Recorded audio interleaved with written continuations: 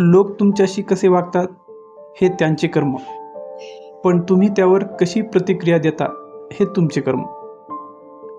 शब्दाला मांडण्यासाठी जशी लेखणी गरजेची असते, तसेच व्यक्तिमत्व सुधारण्यासाठी चांगल्या विचारांची गरज असते. सर्वात जास्त जन्माला येणारी आणि मृत्यू पावणारी गोष्ट म्हणजे विश्वास. आयुष्यात अशा लोकांसाठी तडजोड करा ज्यांना स्वतःच्या प्रवृत्तीपेक्षा तुमच्या भावना जास्त महत्त्वाच्या वाटतात.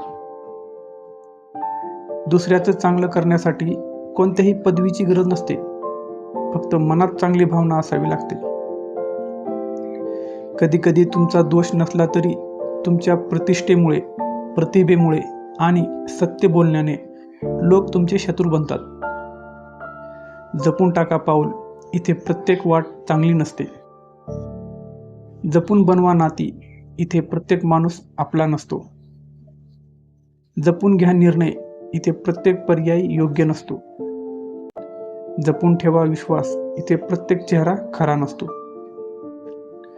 कष्टाशिवाय मिळवलं की अहंकार निर्माण होतो आणि कष्टाने मिळवलं की जाणीव निर्माण होते.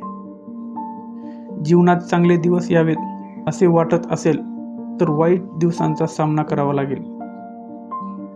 आपल्या अडचणीवर मात करण्याचे सामर्थ्य फक्त आपल्यातच असते. इतरांकडे फक्त सल्लेच असतात. सुख मागून मिळत नाही आणि शोधून सापडत नाही.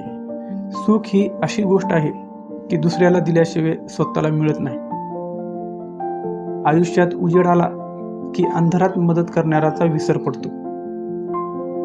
सुखाच्या व्याख्या खूप आहेत, पण प्राप्त परिस्थितीमध्ये समाधान मानणे, आनंदी राहणे म्हणजेच खरे सुख आहे. हल्ली फक्त स्वतःला शोधायला वेळ लागतो, बाकी सर्व तर गुगलवर सहज सापडतात. समाजातील खोट्या, स्वार्थी, मतलबी आणि विश्वासघातकी लोकांपासून नेहमी दूर राहा. खोट्या अफवावर विश्वास ठेवण्याआधी प्रत्यक्ष खात्री करा. तोंडावर तिरस्कार करणारी माणसं परवडतात, पण आपलेपणाचा देखवा निर्माण करणारी माणसं जास्त घातक असतात. एकमेकांना अडचणीत आणू नका, त्यापेक्षा मदत करा. जमत नसेल तर शांत राहा. नको त्या उठाठेवी करू नका.